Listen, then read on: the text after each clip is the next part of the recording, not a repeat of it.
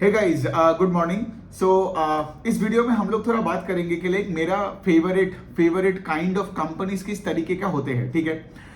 देखिए, अब मुझे सबसे अच्छा लगता है ऐसे कंपनीज जो हमारे कंट्री के एक जगह से चालू हो और पूरे कंट्री में फैले over a period of time. Of course, मतलब मैं चाहता हूं कि ऐसे कंपनीज जो स्केल कर रहा हो अपने ऑपरेशंस। मतलब सोचिए, कोई भी एक कंपनी का अभी नाम नहीं लेंगे, अभी कॉन्सेप्ट समझते हैं, ठीक है। मतलब क्या है, सोचिए कोई एक कंपनी जो एक सिंपल प्रोडक्ट बेच रहा है, मतलब से ज्वेलरी हो सकता है, अपैरल्स हो सकते हैं, जूते हो सकते हैं, घड़ी हो सकता है, कुछ भी हो सकता है। फिर आपका ये जो फिनेंशियल प्रोडक्ट्स हो सकता है, राइट। मतलब मैं ये बोलने का कोशिश कर रहा हूं कि मेरा जो प्रोडक्ट्स होगा वो सिंपल होनी चाहिए और जो कंपनी उसको बेच रहा है वो उसको स्केल कर करके बेच रहा है, मतलब पूरे कंट्री में फैल रहा है। ऐसे कंपनीज मुझे बहुत अच्छा लगता है, ठीक है। अब इसमें से एक बात है, I wouldn't want to invest in such kind of companies जो already let's say for example हर जगह में है।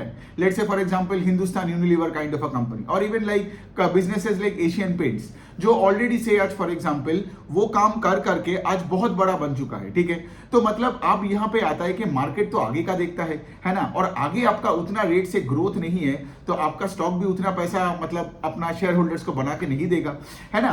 तो मुझे चाहिए ऐसे कंपनीज जिसका मार्केट कैप छोटी हो, मुझे प्रोडक्ट समझ में आए, ठीक है, प्रोडक्ट सिंपल हो, ठीक है। अगर वो प्रोडक्ट में, मैं ये नहीं बोल रहा हूं कि प्रोडक्ट मैं ही यूज कर रहा हूं वैसा, ठीक है, बट वो प्रोडक्ट मुझे समझ में आनी चाहिए। मतलब क्या है, मतलब जैसे मैंने बताया कि अगर लेट से कोई अगर अपैरल्स हो या फिर से कोई वॉचेस बेचने वाला कंपनी, ज्वेलरी कंपनी, फिर आपका जूते की कंपनी, कोई भी रिटेल एफएमसीजी लेड कंपनीज हो, कोई ग्रोसरी हो, ठीक है। The point I am trying to say इसके लाइक ऐसे मॉडल्स को तो एक बात इंडिया में स्केल करना भी इजी है बिकॉज हमारे इतने बड़े पॉपुलेशन है। I think we have over 30 states and 150 crore के आसपास हमारे जनता है। तो स्केल करना, अगर तुम सही से डिस्ट्रीब्यूट कर देते हो अपने बिजनेस को, अगर तुम डिस्ट्रीब्यूशन में तुम्हारा कोई प्रॉब्लम्स नहीं आता है तो तुम देखोगे कि तुम्हारे यहाँ पे वॉल्यूम ग्रोथ का कोई इश्यू नहीं आएगा और तुम शेयर होल्डर्स के लिए बहुत पैसे बनाओगे। इफ यू गो बैक, पहले मैं थोड़ा सा पीछे जाके आपको कुछ एग्जांपल्स देता हूं। आपने तो सुना ही होगा बिजनेसेस लाइक आयशर मोटर्स जो अपने शेयर होल्डर्स के लिए मल्टी बैगर रिटर्न बना के दिया। मैं आपको एक नंबर बताता हूं, FY 2009, FY 09, FY 10 के बारे में बात कर रहा हूं। उस टाइम पे रॉयल एनफील्ड कुछ साल में 50,000 बाइक्स बेचता था। फिर उन्होंने क्या किया, उसको डिस्ट्रीब्यूट करना चालू कर दिया, राइट। नया नया जगह में टच पॉइंट्स खोले, नया नया जगह में जाके अपना शोरूम्स खोले, ठीक है। और 2018 में उनका एक साल में उनका नंबर ऑफ बाइक सेल्स हो रहा था 8 लाख, ठीक है। मतलब 50,000 जो बाइक बेच रहा था एक साल में इन 2010, वो बेच रहा था 8 लाख बाइक्स इन 2018। मतलब सोचिए ये कैसे हुआ। ये इसीलिए हुआ बिकॉज एक ऐसा प्रोडक्ट जो सबको चाहिए, बाइक सिंपल टू अंडरस्टैंड है, और उसको वो स्केल किया रॉयल एनफील्ड ने। इसीलिए आपने देखा होगा रॉयल एनफील्ड का स्टॉक 2008-9 से 2018 तक बहुत पैसे बनाया। अगर आपका काउंटर क्वेश्चन आता है कि उसके बाद से स्टॉक क्यों नहीं चला, भी उसके बाद से इसीलिए चल रहा है बिकॉज उसके बाद उनका वॉल्यूम ग्रोथ अटक गया। मतलब आज भी वो 8-9 लाख की बाइक बेच रहा है एक साल में, जो 2018 में बेचता था, ठीक है। लेकिन बात यहां पे आयशर मोटर्स की नहीं हो रहा है। बात यहां पे हो रहा है कि Eicher Motors was just an example. दूसरे एक एग्जांपल का बात करो, ये ये जो एशियन पेंट्स है, बर्जर पेंट्स है, या HDFC बैंक है, कोटक बैंक है, ICICI बैंक है, ये सब एक डिस्ट्रीब्यूशन ही तो प्ले था at the end of the day, है ना। बिकॉज एशियन पेंट्स भी एक जगह से चालू हुआ, अपना डीलर और डिस्ट्रीब्यूटर को पेंट्स देता रहा और एकदम स्केल करता रहा। बर्जर भी जैसे नॉर्थ इंडिया से चालू हुआ, आई थिंक बर्जर चालू हुआ चंडीगढ़ उस एरिया से, कुलदीप सिंह धिंगरा का कंपनी, और वहां से पूरा पैन इंडिया बन गया। So the point I am trying to say इसके लिए आप देख रहे हो एक चीज, बाइक हो गई, पेंट्स हो गया, फिर आपने देखा होगा बाटा का डिस्ट्रीब्यूशन, फिर आपने देखा होगा कितने सारे, जैसे for example DMart is a great example of a distribution model. क्या ही है, वही तो ग्रोसरी स्टोर्स है, राइट। एक हाइपर मार्केट की तरह है जहां पे आपको ग्रोसरी मिलता है, टॉयलेटरी मिलता है, फिर आपका वो खाने पीने का FMCG food, FMCG non food, apparels वगैरह एक साथ मिलता है।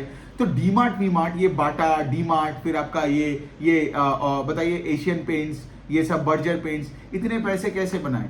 देखो प्रोडक्ट बहुत सिंपल है, सिर्फ इन्होंने स्केल किया सही से, इसीलिए बहुत पैसे बनाया। लेकिन पॉइंट क्या है, हमें ऐसे डिस्ट्रीब्यूशन प्लेस को आज ढूंढना है और हमें उनके साथ चलना है जो लेट से फॉर एग्जांपल उनका जर्नी आज वो उस स्टेज में है जो लेट से एशियन पेंट्स आज से 10-15 साल पहले था। या हमें लेट से कोई, अगर हम NBFC लेते हैं या कोई बैंक लेते हैं हम, ठीक है, जो लेट से आज उस स्टेज में है जहां पे लेट से HDFC बैंक था मे बी इन 2005 टू 2010 के फेज में, जब HDFC bank used to grow the loan book at 35-40% के आसपास. So the point I am actually trying to say इसके लिए मुझे चाहिए डोमेस्टिक डिस्ट्रीब्यूशन प्लीज, ठीक है. और उसके ऊपर अगर मेरे को एक ऐसा प्रोडक्ट मिलता है which is simple to understand और लोग ऐसे यू डेली रैंडमली उसको खरीदते रहते हैं, और उसके साथ अगर उस कंपनी का थोड़ा बहुत भी कोई ब्रांडिंग है, ठीक है, तब तो डिस्ट्रीब्यूट करने में और आसानी होगा. और जब आप डिस्ट्रीब्यूट कर रहे हो तो आपका प्राइसिंग पावर भी सही रहेगा, राइट. आपका ये जो हम बताते हैं ना सेम स्टोर सेल्स ग्रोथ, वो भी आपका बढ़ता रहेगा. So the point I am actually trying to say इसके लिए ऐसे बिजनेसेस मुझे अच्छा लगता है. मुझे वो बिजनेसेस में कोई दिलचस्पी नहीं है जो मुझे समझ नहीं आता. जैसे फॉर एग्जांपल वो सब एनर्जी कंपनीज, रिन्यूएबल कंपनीज, मतलब समझ में नहीं आ रहा है हो क्या रहा है. या जो से फॉर एग्जांपल आज जो बिजनेसेस का ऑर्डर बुक वाला बिजनेसेस है, ठीक है, कभी सरकार से ऑर्डर बुक आया तो ठीक है चला, ऑर्डर बुक घट गया तो प्रॉब्लम हो गया, ऑर्डर एग्जीक्यूट कब होगा, बहुत कंफ्यूजन होता है मुझे, ठीक है. तो इसीलिए वैसे मॉडल से मैं थोड़ा दूर रहता हूं. तीसरा जो मॉडल जो मुझे उतना अच्छा नहीं लगता है वो है कि एक्सपोर्ट वाले मॉडल, ठीक है. मतलब सोचो आज आप ये भी बता सकते हो कि लाइक डिस्ट्रीब्यूशन मॉडल है तो भाई एक्सपोर्ट तो करेगा तो डिस्ट्रीब्यूशन और बढ़ेगा ना, लॉजिकली सही है. लेकिन सोचो हर कंट्री का अलग अलग इंपोर्ट एक्सपोर्ट का लॉज होते हैं. तो कल अगर जाके कोई और एक कंट्री होगा जिसने लेट से अपना पॉलिसी पूरा बदल दिया, तो आपका तो यहाँ पे वॉल्यूम ग्रोथ मतलब हर्ट होगा. तो the point I am actually trying to say इसके लिए डोमेस्टिक कंजम्पशन. और सोचिए ना, जो कंपनी को आज इंडिया में मौका नहीं मिल रहा है वो बाहर जाके भी क्या कर लेगा, है ना. तो मुझे ऐसा चाहिए, कंपनीज चाहिए जिसका लेट से, अब एक और बात है यहाँ पे, मुझे वैसे कंपनीज भी अच्छा लगता है जिसका लेट से फॉर एग्जांपल कोई एक कॉम्पिटिटर पहले वो चीज कर चुका है हमारे देश में, ठीक है. मतलब मैं एक छोटा सा एग्जांपल देके बात कर रहा हूं. आप अगर देखोगे से टाइटन ने जो किया उसी मॉडल पे कल्याण ज्वेलर्स भी चल रहा है ना. तो आज भी अगर आप देखोगे कल्याण ज्वेलर्स का total number of sales Titan का मतलब आधे से भी कम है, ठीक है. सो कल्याण ज्वेलर्स वही कर रहे हैं जो टाइटन कर रहे हैं. And I am pretty sure यहाँ पे कि अगर टाइटन कर पाया तो और कोई कर पाएगा. ये बात अलग है, मैं ये नहीं बोल रहा हूँ कि फिर आप कल्याण में डाल के भूल जाओ, वो मैं नहीं बता रहा हूँ. वो आपको तो कल्याण को ट्रैक करना पड़ेगा, बिकॉज यहाँ पे एग्जीक्यूशन को ट्रैक करना पड़ेगा. लेकिन मुझे ऐसे बिजनेस मॉडल्स अच्छा लगता है जो से फॉर एग्जांपल इंडिया में बहुत अपॉर्चुनिटीज देखते हैं, ठीक है, इंडिया के बाहर थोड़ा कम. बिकॉज वहां पे देखिए ना एक्सचेंज रेट फ्लक्चुएशंस का टेंशन है, जो और जैसे मैंने बोला कोई पॉलिसी का टेंशन है, एक्सपोर्ट इंपोर्ट ये वो टेंशन, तो गवर्नमेंट पॉलिसीज पे डिपेंड करता है, हमारा गवर्नमेंट उनका गवर्नमेंट, बहुत टेंशन का है. लेकिन आज अगर आप इंडिया में बैठ के, तो यहाँ पे you can be even product agnostic का मतलब है आप कोई भी प्रोडक्ट बेचो, ठीक है, अगर वो थोड़ा सा लो वैल्यू आइटम भी हो या हाई वैल्यू आइटम मैटर नहीं करता है, as long as you can scale up. शायद वो मल्टीप्लेक्स हो, मॉल हो, अपैरल कंपनी हो, शायद वो अब ग्रोसरी स्टोर हो, ज्वेलरी कंपनी हो, घड़ी बेचने वाला कंपनी हो, या अब पेन पेपर बेचने वाला कंपनी हो, मैटर नहीं करता है. See all the market cares is आपका वॉल्यूम ग्रोथ क्या आ रहा है, राइट. तो वॉल्यूम ग्रोथ और उसके साथ अगर प्राइसिंग का कंट्रोल है तो आपका ओवरऑल सेल्स ग्रोथ बढ़ेगा तगड़े रेट से. तो ये जो ग्रोथ आता है ओवरऑल, ये which is led by volume growth. जैसे आपने देखा होगा, राइट, ये एसेट मैनेजमेंट कंपनीज का, ठीक है, एसेट मैनेजमेंट कंपनीज को से फॉर एग्जांपल अगर लेट से मार्केट ऊपर नहीं जा रहा है, ठीक है, तो उनका तो AUM नहीं बढ़ेगा, मतलब स्टॉक्स ऊपर नहीं जा रहे हैं उनका. लेकिन ऑन द अदर हैंड अगर वो नया पैसा लाते हैं अपने फंड्स में, तो वही हुआ ना वॉल्यूम ग्रोथ. तो एसेट मैनेजमेंट कंपनीज भी डिस्ट्रीब्यूशन का ही खेल खेल रहे हैं. कोई भी फाइनेंशियल भी देख लो, बैंक हो या NBFC हो, अगर वो नया जगह में जाके अगर वो से अपना क्या बोलते हैं अपना अगर वो ये खोलते हैं, मतलब से ब्रांचेस खोलते हैं, टच पॉइंट्स खोलते हैं, है ना, तो और भी अच्छा है उस कंपनी के लिए, है ना. तो अल्टीमेटली हो गया डिस्ट्रीब्यूशन का प्ले. तो अगर आप एक एनालिस्ट हो, ठीक है, और आप देख रहे हो इन्वेस्टर PPT खोल के ये एनुअल रिपोर्ट में कि कंपनी का मैनेजमेंट डिस्ट्रीब्यूशन का प्ले को अटक दिया है, मतलब पहले जिस रेट से अपने स्टोर्स को ऐड करता था अब लेट से नहीं कर रहा है, या फिर वो ये बता रहे हैं कि हम और नया स्टोर्स ऐड नहीं करेंगे.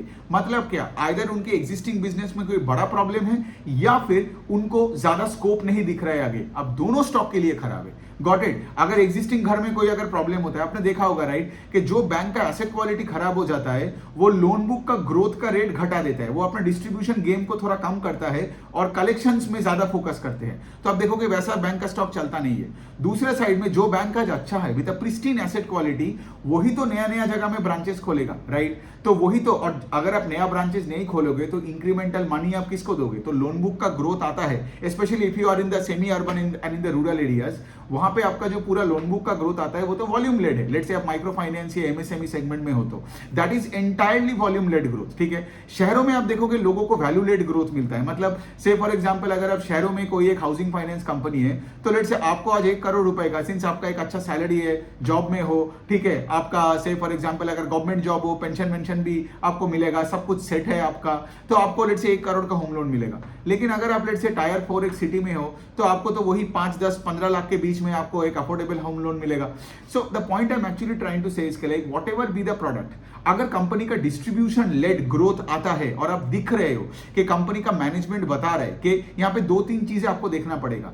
एक तो अगर आप देख रहे हो कि कंपनी अगर बता रहे कि हम स्टोर्स एक्सपेंशन को, स्टोर एक्सपेंशन या ब्रांच एक्सपेंशन, देखो सब सेम है, गॉट इट। यहाँ पे कुछ चीजें ना एक्चुअली बियॉन्ड द पॉइंट आप देखोगे सब कुछ चीजें ना एक ही है, ठीक है, सिर्फ प्रोडक्ट्स अलग है, मैनेजमेंट का नाम अलग है। लेकिन आप एज एन इन्वेस्टर, आपको अगर स्ट्रक्चर समझ में आ गया तो आप किसी भी कंपनी में पैसा बना सकता हो। वो पेन बेचे या फिर वो ज्वेलरी बेचे या फिर वो कोई एक एनबीएफसी का, मतलब कोई अगर एनबीएफसी चला रहा हो, फर्क नहीं पड़ता। The point I am actually trying to say इसके लाइक डिस्ट्रीब्यूशन प्ले पे फोकस करो। डिस्ट्रीब्यूशन प्ले पे, डोमेस्टिक डिस्ट्रीब्यूशन प्ले पे अगर फोकस कर पाओगे तो यहाँ पे बहुत पैसा बनता है। मैं आपको एक चीज बताऊं, मेरे पूरे स्टॉक मार्केट के जर्नी में, मतलब पिछले 8-10 साल में मैंने मेजॉरिटी जो पैसे बनाए ना वो ऐसे डोमेस्टिक डिस्ट्रीब्यूशन प्लेस में ही पैसे बनाया, ठीक है। मुझे वो हाई कॉम्प्लेक्स, जैसे मैंने बताया, वो सब रिन्यूएबल्स, मेटल्स, फिर वो कमोडिटी वाला टाइप का बिजनेस, फिर उसके बाद वो एक्सपोर्ट टाइप का बिजनेस में ना मैंने बहुत बार किया। लेकिन जब कभी कभार क्या होता है ना, जब इतने सारे मूविंग पार्ट्स होता है तो साला मुझे समझ में नहीं आता है कि मतलब करनी क्या है। मतलब सडनली एक क्वार्टर में जाके देखोगे उसका रिजल्ट खराब हो गया। तो इसीलिए आप देखोगे हमारे देश में ये जो एफएमसीजी कंपनीज है, ठीक है, उसका पीई रेशियो हाई क्यों रहता है? बिकॉज वहां पे ट्रस्ट ज्यादा है, ये भी एक पॉइंट है, ठीक है। बट हाँ, also on the other hand, अगर हाई पीई में सिर्फ ट्रस्ट के ऊपर पैसा नहीं बनता है, हाई पीई में मुझे high pace of distribution led growth चाहिए, गॉट इट। मतलब अगर मैं कोई कंपनी को लेट से फॉर एग्जांपल 50, 60, 70 का पीई दे रहा हूं तो मुझे उसमें तो 25, 30, 40% का मिनिमम ग्रोथ चाहिए, ठीक है। मैं सेल्स ग्रोथ का बात कर रहा हूं, प्रॉफिट ग्रोथ का बात नहीं। बिकॉज प्रॉफिट ग्रोथ अब बहुत रीजन के वजह से होता है। से फॉर एग्जांपल आपका रॉ मटेरियल प्राइसेस घट गया, या फिर से फॉर एग्जांपल आपने एम्प्लॉयज को थोड़ा कम सैलरी दिया, इसके वजह से मुझे ईपीएस का ग्रोथ नहीं दिखना है, मुझे चाहिए sales growth. Because if your sales growth का जो रेट है, if it's higher than let's say industry का रेट, मतलब आप मार्केट शेयर कैप्चर कर रहे हो, बोथ फ्रॉम ऑर्गेनाइज्ड, अनऑर्गेनाइज्ड, जैसे भी आप देखो। तो पॉइंट यहां पे आता है कि लाइक डिस्ट्रीब्यूशन लेड ग्रोथ, आप देखोगे मेरा भी जो भी वीडियोस आता है उसमें मैं ये डिस्ट्रीब्यूशन लेड ग्रोथ बिजनेसेस पे ज्यादा फोकस करता हूं। और आज इस वीडियो में मैं 2 एग्जांपल लेके बात करूंगा इसका, ठीक है। और भी कुछ नाम बताऊंगा, मतलब जो आज सही मतलब सही तरीके से काम कर रहे हैं, गॉट इट। सो पहला जो कंपनी है इसका नाम है V2 रिटेल, ठीक है। तो ये भी एक डिस्ट्रीब्यूशन लेड ग्रोथ का एक मॉडल है। इसका अगर मैं थोड़ा सा हिस्ट्री बता दूं, ये 2011-12 में इसके अंदर आपका विशाल मेगामार्ट हुआ करता था, ठीक है। तो विशाल मेगामार्ट लॉस करता था, तो इन्होंने विशाल मेगामार्ट को हटा दिया पोर्टफोलियो से, और फिर उसके बाद V2 रिटेल। तो पहले जैसे विशाल मेगामार्ट अगर आपने गए होंगे तो वो एक हाइपर रिटेल चेन है, मतलब उसमें आपको सब कुछ मिलेगा। लेकिन V2 को क्या समझ में आया, हाइपर रिटेल हमें नहीं करना है, तो उन्होंने अपने स्ट्रेटेजी को बदला और सिर्फ अपैरल्स में आ गया, ठीक है, सिर्फ अपैरल्स में आ गया। और उसके बाद से आप देखोगे कंपनी बहुत दिनों से लॉसेस में था, लेकिन इनका एक टर्न अराउंड आपको दिखने को मिलेगा। मतलब से आप देखोगे पिछले 3-4 क्वार्टर पहले तक भी ये लोग एक लॉस में था। मतलब I think in the last 3 fiscal, even FY 20, 21 and 22 में ये लोग लॉसेस में था। देन इनका लॉस टू प्रॉफिट वाला जर्नी चालू हुआ। तो ये डिस्ट्रीब्यूशन का खेल क्यों है मैं आपको बताता हूं, सिंपल फैक्ट्स देकर। और बाय द वे Q1 का नंबर्स तो हम डिस्कस करेंगे। तो पहला चीज ये है V2 का, कि V2 का अभी कितना है, 127 स्टोर्स है, मोस्टली इन ईस्ट इंडिया और नॉर्थ इंडिया में, ठीक है। 127 स्टोर्स है, जिसमें से उन्होंने 10 स्टोर्स इस क्वार्टर में खोला, Q1 में खोला। और उन्होंने क्या बोला कि हम लोग इस साल में 40 से 50 के आसपास स्टोर्स खोलेंगे। और उनका एक और कहना है कि हम 50 करके अगले 3 साल में 150 के आसपास स्टोर्स खोलेंगे, गॉट इट। तो अगर आपके पास 100 दुकानें हैं FY 24 के बाद, 100, 115 जो भी हो, ठीक है, उसके साथ अगर आप 150 स्टोर्स ऐड करोगे तो कितना बनता है, अप्रोक्सीमेटली 250 के आसपास स्टोर्स। और यही हमें ट्रैक करना है बिजनेस में, गॉट इट। तो सोचो ये जो स्टोर्स एडिशन हो रहा है, यही तो डिस्ट्रीब्यूशन प्ले का मैं बात कर रहा हूं कि आज आप देखोगे ओडिशा हो, बंगाल हो, फिर आपका बिहार हो, यूपी में हो, यहां पे V2 रिटेल बहुत ही एग्रेसिवली यहां पे स्केल अप कर रहे हैं अपने मॉडल को। और सोचिए ना उनका जो सेल्स था, अब देखिए आपको इन्वेस्टिंग लॉजिकली देखना पड़ेगा, ठीक है, एकेडमिकली सोचोगे तो कोई समझ नहीं आएगा, ठीक है, सेंस नहीं बनेगा। तो इनका अगर मैं थोड़ा सा एक चीज बताऊं कि यहाँ पे ये जो स्टोर एक्सपेंशन का रेट है, लॉजिकली बताओ, अगर आपके पास 100-110 दुकानें हैं और आप 50 खोल रहे हो तो आपका स्टोर एक्सपेंशन रेट ही होता है 35-40-45% के आसपास। मतलब क्या बोल रहे हो कि आपका वॉल्यूम ग्रोथ उसी रेट से होगा, और वही मैनेजमेंट करके दिखा रहा है। मतलब अगर आप Q1 का नंबर देखोगे, इनका सेल्स ग्रू 57%, ठीक है, इवन पिछले क्वार्टर में भी 50% के ऊपर का उनका ग्रोथ दिखाया था, ठीक है। अब देखिए क्या हो रहा है, जितना बड़ा ये बन रहा है उतना इनको इकोनॉमीज ऑफ स्केल भी मिल रहा है, तो इनको ऑपरेटिंग लेवरेज भी मिल गया इस बार। मतलब मैं अगर बताऊं, इनका जो पैट का ग्रोथ है, पैट का growth has been like around 200 या 180-160% के आसपास का ग्रोथ है, और सेल्स ग्रोथ कितना है 57%। तो मतलब क्या, एक तो डिस्ट्रीब्यूशन लेड ग्रोथ हो रहा है, राइट, वरना 57% का सेल्स ग्रोथ होता नहीं। दूसरा चीज क्या है, दूसरा चीज है कि वो कॉस्ट पे भी ज्यादा कंट्रोल कर रहा है as they are scaling up, जिससे ऑपरेटिंग लेवरेज मिल रहा है। मतलब पैट का growth is more than sales का ग्रोथ। मतलब ये बेस्ट सिनारियो होता है, बेस्ट सिनारियो कोई भी कंपनी में। अगर आप मतलब मुझे अगर ये मिल जाए, देखिए कोई रिकमेंडेशन की तरह मत लीजिए, वरना और अगर मैं कोई कंपनी का नाम भी ना बताऊं तो आपको समझ में कैसे आएगा। मैंने अगर जो थ्योरी बताया पहले 10 मिनट में, उसके अगर मैं प्रैक्टिकल ना दूं तो फिर क्या फायदा, है ना। और ये रियल लाइफ केस स्टडीज है, मुझे कोई बकवास नहीं करना है, ना आपका टाइम वेस्ट करना, ना मुझे बकवास करनी है, ठीक है। तो पॉइंट यहां पे आता है कि लाइक अब लॉजिकली सोचो, कोई कंपनी अगर बता रहा है कि वो 100 दुकानों से 250 दुकानों में जाएगा, मतलब क्या, और 3 साल में जाएगा, 3 साल का उन्होंने टारगेट दिया। उन्होंने एक और टारगेट दिया, अगर आप सेल्स ग्रोथ का देखोगे, they are planning to triple the sales in 3 years. मतलब यहां पे क्या है, 100 से 250 का दुकान, मतलब 2.5 गुना होगा नंबर ऑफ स्टोर्स, और सेल्स भी 3 गुना के आसपास होगा। Now do you understand the concept of distribution led growth, right. अब यहां पे क्या है, यहां पे इसका मतलब ये नहीं कि सब V2 में डाल दो और सो जाओ, नहीं, ट्रैक करना है। अब देखना है कि हर quarter on quarter are they moving in the right direction.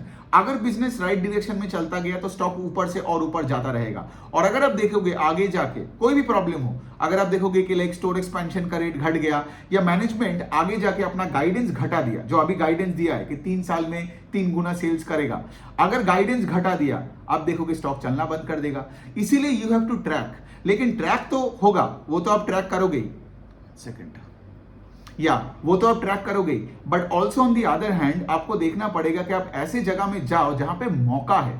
मतलब यहां पे कंपनी आपको बता रहा है कि वो 3 साल में सेल्स को 3x करेगा। दूसरे साइड में you would see another business, let's say अगर मैं डीमार्ट का ही एग्जांपल ले लूं, डीमार्ट का जो स्टोर एक्सपेंशन रेट है वो है कुछ 5 to 10% के आसपास। मतलब उनका अगर आज आई थिंक कितना होगा, 350 के आसपास उनका स्टोर्स होगा, 340-350 के आसपास होगा, ठीक है, आप एक बार चेक कर लेना। और वो हर क्वार्टर में खोल रहे हैं कितना, 5 से 6 दुकानें। तो एनुअलाइज करके देखोगे तो कितना दुकानें बनता है, 24-25 दुकान होता है ऑन अ 350 स्टोर्स का बेस। तो कितना परसेंटेज बनता है स्टोर एक्सपेंशन रेट, 7-8%। उसमें से अगर आपने इन्फ्लेशन एडजस्टेड वैल्यू ग्रोथ भी लगा दो, प्राइस इंक्रीज का बात कर रहा हूं, तो वही आपको 8 and 7, 15-16% का ग्रोथ आप एक्सपेक्ट कर सकते हो डीमार्ट में, राइट। सो डीमार्ट से 40-50% का सेल्स ग्रोथ करना is a little difficult, because already उनका 350 स्टोर है यहां पे। अब देखिए, आप बोलोगे डीमार्ट तो हाइपर मार्ट है, ये V2 तो सिर्फ अपैरल में है, लेकिन आपको एज एन इन्वेस्टर तो सोचना पड़ेगा ना, बिकॉज आपका तो पैसा लिमिटेड है, गॉट इट। और मैं यहाँ पे कॉन्सेप्ट समझा रहा हूं, मैं ये नहीं बोल रहा हूं कि डीमार्ट खराब है या डीमार्ट कम पैसा बनाएगा, V2 बेटर है, V2 ज्यादा पैसा बनाएगा। वो डिसीजन मेरा नहीं है आपको बोलना, वो आपका लिए है, लेकिन सोचते कैसे है वो मैं सिखा रहा हूं आपको। Gate the point here. So V2 retail जो कर रहा है, ठीक है, वो अपने स्टोर का जो एक्सपेंशन रेट है वही वो बता रहे हैं कि 40% 50% से वो स्टोर को एक्सपैंड करेगा। दूसरे साइड में एक कंपनी है डीमार्ट जो बता रहा है कि स्टोर एक्सपेंशन का रेट इज 5%। तो यहां पे आज अगर मैं एक रिटेल इन्वेस्टर हूं और लेट्स से फॉर एग्जांपल मैं एक्टिवली बिजनेसेस को ट्रैक करता हूं, मुझे पता है मैं कहां जाऊंगा और मुझे पता है कि कहां मुझे नहीं जाना है, ठीक है, जबकि कोई रिकमेंडेशन नहीं है, मैं सिर्फ बता रहा हूं कि मैं कैसे सोचता हूं, ठीक है।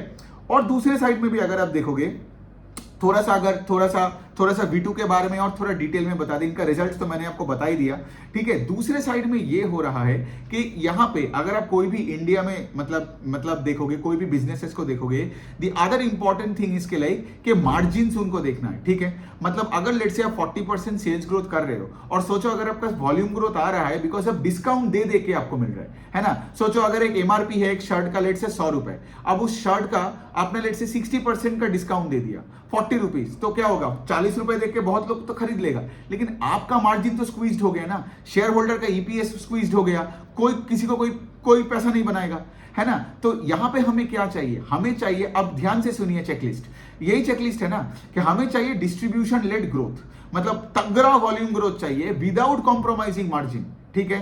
तो यहां पे अगर मैं V2 का बात करूं, क्योंकि V2 का तो बिजनेस एनालिसिस चल ही रहा है यहां पे, तो V2 का अगर मैं बात करूं तो यहां पे क्या है, अब ध्यान से सुनिए, पिछले साल 1-2 साल पहले वो कुछ 85% उनके ऑफ देयर टोटल कपड़े को वो बेच सकता था एमआरपी में, ठीक है।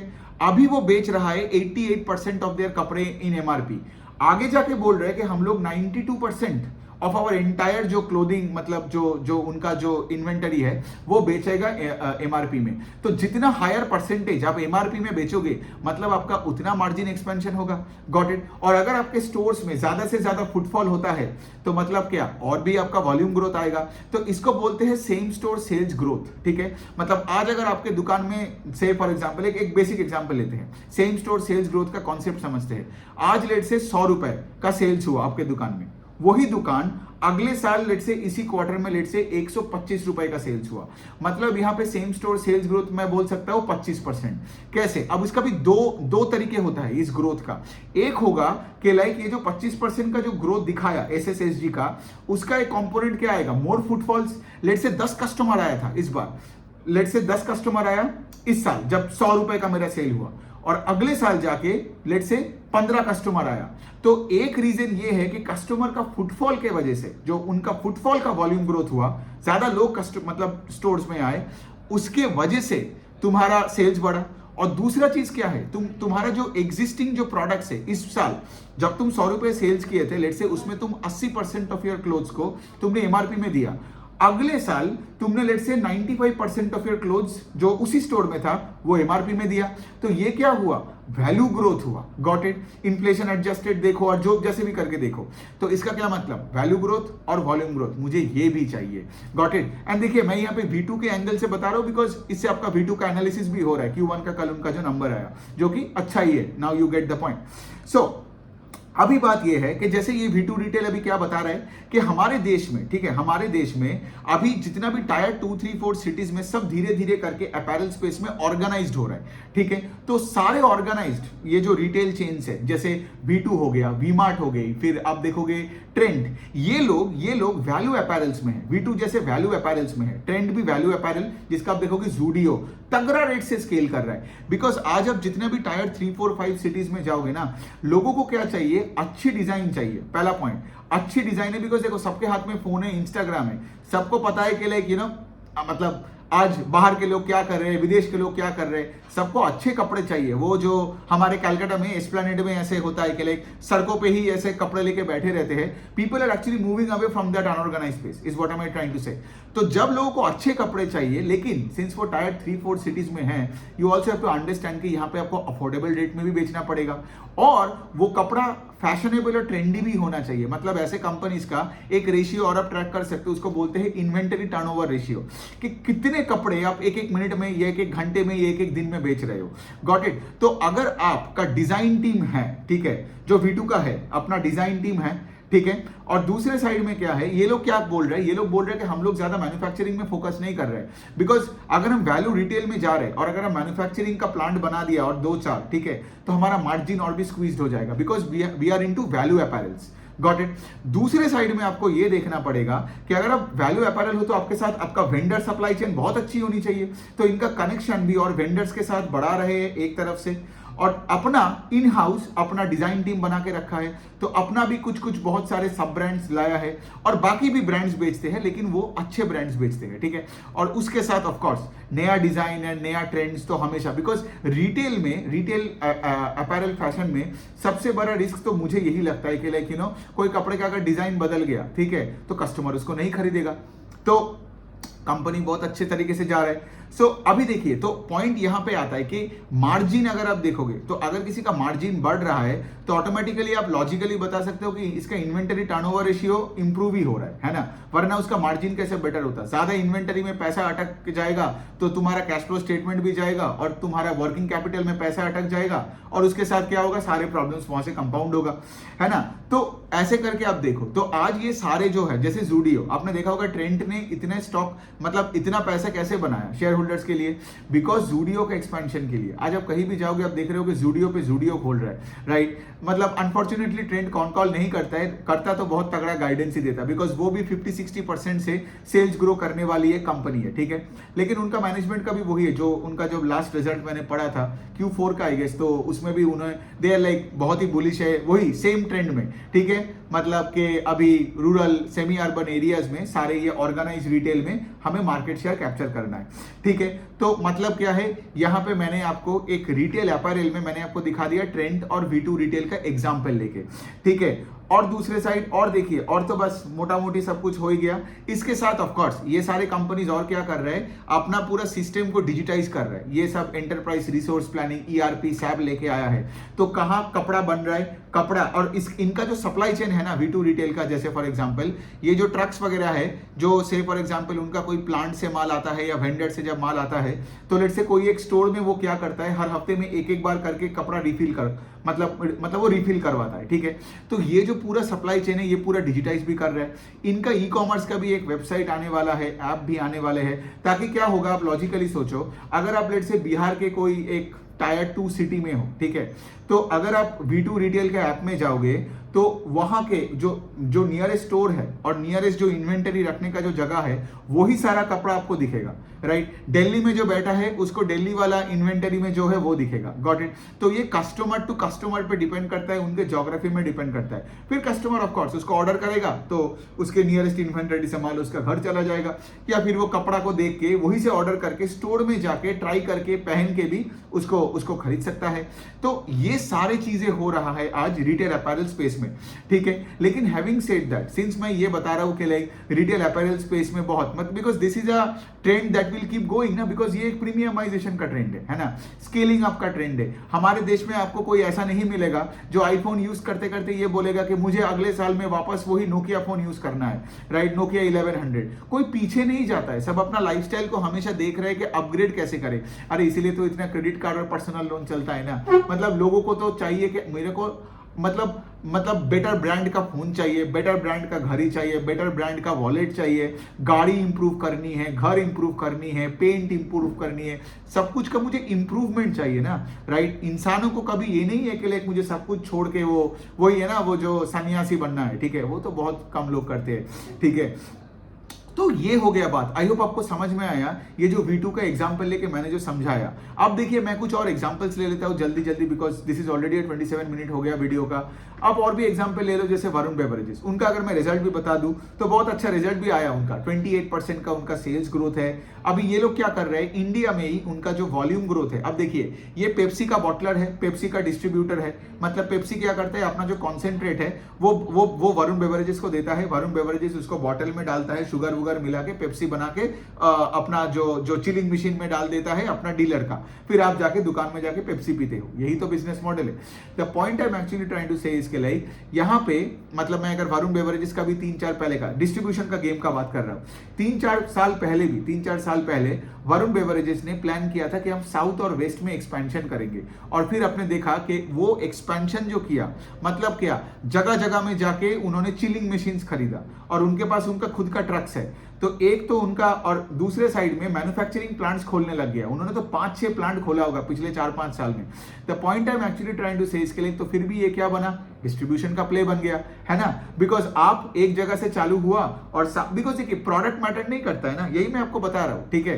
प्रोडक्ट मैटर नहीं करता है, as long as you can distribute it. लोगों की आंखों के सामने अगर आपका प्रोडक्ट दिखता है ना, तो लोग वो खरीद ही लेता है, स्पेशली इन एफएमसीजी प्रोडक्ट्स, है ना। तो द पॉइंट यही है कि अगर आप बोलते कि अरे ये तो पेप्सी का डिस्ट्रीब्यूटर है, बॉटलर है, ये पैसा नहीं बनाएगा। एक कंपनी है जैसे डोम्स लिमिटेड, डोम्स इंडस्ट्रीज करके, जो ठीक है, जो ये पेंसिल बनाता है, लेकिन पॉइंट वही है, आज उसका भी आप देखोगे 25% का सेल्स का ग्रोथ है, ठीक है, 25% का सेल्स का ग्रोथ है, वॉल्यूम ग्रोथ हो रहा है आर्ट एंड स्टेशनरी को डिस्ट्रीब्यूट करके। सब कहीं भी दुकानों में जाओगे आपको डोम्स का कॉपी मिलेगा, पेपर मिलेगा, फिर आपका वो क्रेयॉन्स वगैरह मिलेगा, स्टेंसिल वगैरह मिलेगा, पेंसिल मिलेगा, तो दैट्स इट। अभी वो उनका वो पेन का भी डिवीजन में वो घुस रहा है। तो बात ये नहीं है कि प्रोडक्ट क्या है, ठीक है। हम एक मिस्टेक कर लेते हैं कभी कभार, एक प्रोडक्ट को देख के लगता है बहुत ही सिंपल है, ये पैसा नहीं बना सकता है, फिर आप देखोगे वही स्टॉक, एक्चुअली यही वाला चीज जो मैं बोल सकता हूं कि मैंने किया था विद द वरुण बेवरेजेस का स्टॉक। बिकॉज 2018 में जब भी एक्सपेंशन 18-19 में कर रहा था, मैंने उस स्टॉक को नहीं लिया था उस टाइम पे। क्योंकि क्यों लिए नहीं लिया था, बिकॉज मुझे लगा यार पेप्सी है, मतलब ये पेप्सी कौन पीता है टाइप का मेंटालिटी था, ठीक है। लेकिन पॉइंट वही है, सिर्फ पेप्सी को स्केल अप करके, ट्रॉपिकाना को स्केल अप करके, फिर उन्होंने क्या किया, एक और पॉइंट है जिससे आपका क्या होता है, आपका मार्जिन बढ़ता है, उसको बोलते हैं हम product mix change. Product mix का मतलब क्या है, आप हाई वैल्यू हाई मार्जिन वाला प्रोडक्ट ज्यादा बेचोगे तो आपको ऑपरेटिंग लेवरेज मिलता है, ठीक है। तो उन्होंने क्या किया, स्टिंग करके एक ड्रिंक को लाया। आज भी आप देखोगे वो लोग फोकस कर रहे हैं डेयरी प्रोडक्ट्स में, गेटोरेड में, जो कि एनर्जी ड्रिंक है स्टिंग के तरह, राइट। और वो छोटे छोटे बॉटल्स में बेचेगा 200-250 ml का, बिकॉज यहां पे उनको भी पता है कि हमें वॉल्यूम गेम खेलना है, ठीक है। तो वरुण बेवरेजेस का 28% का टोटल सेल्स ग्रोथ है, उसमें से 22-23% का जो नंबर है, 28 में 22, that is only volume growth, ठीक है। उनका अफ्रीका में they recently bought this bottling company in South Africa, बेफको करके, ठीक है। अभी वो क्या कर रहे हैं, साउथ अफ्रीका में भी डिस्ट्रीब्यूट कर रहे हैं। सो देखिए, अब मेरा पॉइंट है कि लाइक अगर वो कर पाया ढंग से, ठीक है। मैंने ये बोला ना कि मुझे एक्सपोर्ट मॉडल से थोड़ा प्रॉब्लम है, लेकिन वरुण बेवरेजेस अफ्रीका में भी, अगर आप जिम्बाब्वे, जाम्बिया और एक और कंट्री है, मैं नाम भूल रहा हूं, वो तीनों कंट्रीज में जो है, मोजाम्बिक शायद, आई डोंट नो, एक बार आप देख लेना। उसके साथ जब साउथ अफ्रीका में भी अभी एंटर कर लिया। लेकिन मुझे वरुण बेवरेजेस क्यों अच्छे लगता है, बिकॉज वो इंडिया में भी वो स्केल अप कर रहा है, they are still scaling up at a fast pace, because the India volumes grew 22%। And by the way I am telling you why हमें इंडिया पे ही फोकस करनी है, because India is still, I think Varun beverages का 85-90% of their overall sales, ठीक है। तो अगर इंडिया में वॉल्यूम ग्रोथ नहीं आएगा, आप वो, because I understand this, because उनको भी धीरे धीरे समझ में आ रहा है कि इंडिया में अभी हम मोटा मोटी फैल चुके हैं। ऑल्दो मैंने ये नहीं बोल रहा हूं कि, मतलब क्या बोलते हैं, मतलब मैं ये नहीं बोल रहा हूं कि उनका ग्रोथ का रेट खत्म हो गया, लेकिन शायद वो कभी 40% से ग्रो ना करे, 35-40% से, जो वो करता था उस टाइम पे जब वो साउथ और वेस्टर्न मार्केट में गया था, जो उनके लिए एकदम ही वर्जिन टेरिटरी था। लेकिन आज आप देख रहे हो कॉम्पिटिटर भी आ गया, फिर वो रिलायंस वाला भी कैंपा कोला लाया, ठीक है। तो उनको भी समझ में आया कि अफ्रीका में आप देखोगे कि उनका फोकस ज्यादा बढ़ रहा है। मोरक्को में उनका कुछ वो चीटोस वीटोस का भी वो डिस्ट्रीब्यूशन और वो उसका मैन्युफैक्चरिंग में लग गया, तो अभी वो थोड़ा वो पैकेज फूड में भी ज्यादा घुसने लग गया, chips and Cheetos and all that, ठीक है। और साउथ अफ्रीका में उन्होंने जो कंपनी को खरीदा, ठीक है।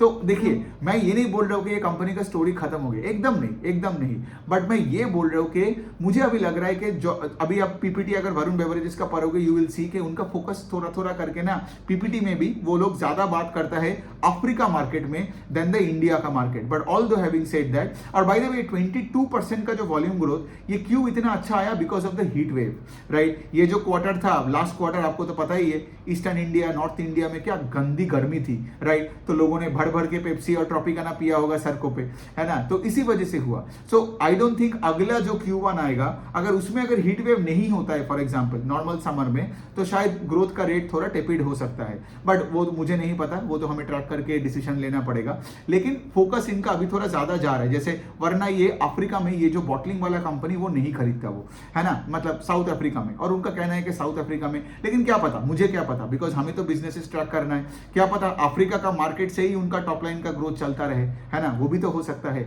लेकिन मैं ये बता रहा हूं कि लाइक डोमेस्टिक कंजम्पशन कंपनीज मुझे अच्छा लगता है, लेकिन ये मेरा पॉइंट नहीं था विद वरुण बेवरेजेस। मैं ये बता रहा हूं कि अगर आप से अपैरल्स हो तो आप V2, ट्रेंड, V-Mart ये सब देखो, या फिर आप से फॉर एग्जांपल आप पेप्सी का हो तो आप देख रहे हो कि companies like Varun beverages, pen paper pencil का हो तो आप देखो ऐसे डोम्स, लिंक लिमिटेड, कोई कंपनी का अच्छा रिजल्ट है, बुरा रिजल्ट है, मैं उस तरीके से नहीं बता रहा हूँ, लेकिन सारे कंपनीज प्रोडक्ट सिंपल है, राइट। फिर उसके बाद तो of course you have Titan, Senco, Kalyan, ये सारे जो कंपनीज है। फिर उसके बाद इनका जो B2B भी आता है, स्काई गोल्ड टाइप का कंपनीज, वो भी स्केल अप कर रहे हैं। बिकॉज सोचो अगर आपका B2C मतलब आपका B2C में अगर स्केल अप हो रहा है तो सोचो कल्याण, ये सब टाइटन, अगर इनका कोई अगर लेट से फॉर एग्जांपल एक ज्वेलरी मैन्युफैक्चरर हो स्काई गोल्ड के तरह, जो लेट से क्या करता है कॉन्ट्रैक्ट ज्वेलरी मैन्युफैक्चरर है, तो कॉन्ट्रैक्ट ज्वेलरी मैन्युफैक्चरर मतलब उनका खुद का स्टोर नहीं होता है।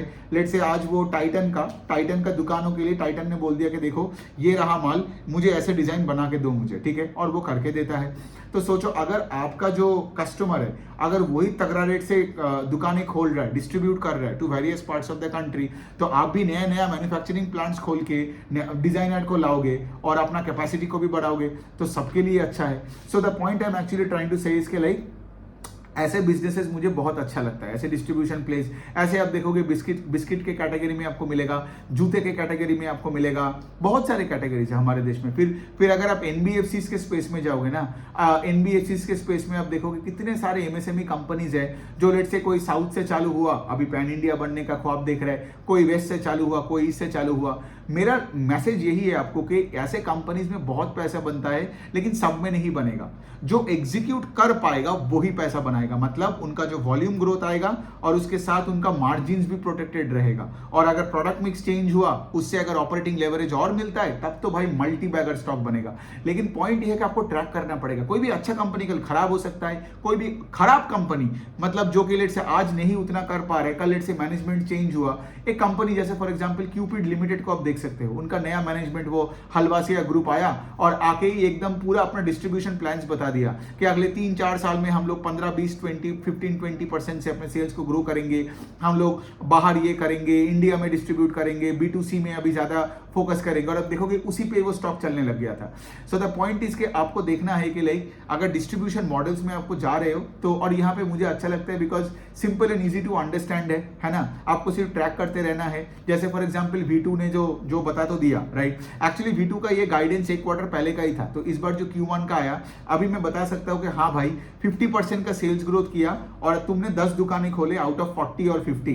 दैट मीन्स व्हाट, तुम जो गाइड किया था उस दिशा में तुम है, इसलिए तुम आप सब देखोगे V2 का स्टॉक ऑल टाइम हाई से एक और ऑल टाइम हाई बनता है, राइट। लेकिन अगर आप ज्यादा प्रॉमिस करते हो और कम डिलीवर करते हो, अब देखोगे कंपनी है लिंक लिमिटेड करके 25% का गाइडेंस था उनका, लेकिन डिलीवर किया 4% और मैनेजमेंट ने ग्रोथ का गाइडेंस घटा के 15% 17% कर दिया।